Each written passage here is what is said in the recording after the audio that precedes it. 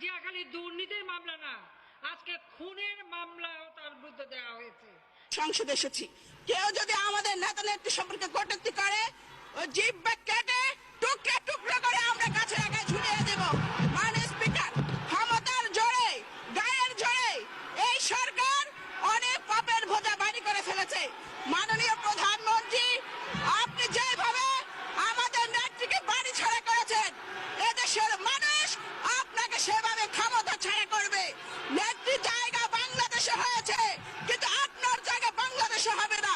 আপনি আগুন নিয়ে খেলা শুরু করেছেন, আগুন দেখেছেন, আগুনের তীব্রতা দেখেননি। যে আগুন নিয়ে আপনি খেলছেন, সেই আগুনের লেলিহান শিখা আপনাকে গ্রাস করবে। বিদেশি কোন প্রভু আপনাকে রক্ষা করতে পারবে না। জনতার রুদ্ররোল ভয়ঙ্কর, দেখেছেন না? টিউনিসিয়া সরকার পালিয়েছে, মিশরের সরকার পালিয়েছে, লিবিয়ার সরকার পালানোর পথ খুঁজছে।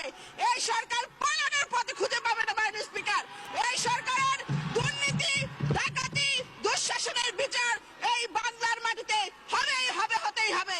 মাননীয় স্পিকার, আজকে আমাদের নেত্রী যেখানে যাচ্ছেন সেখানে জনতার ঢল নামছে।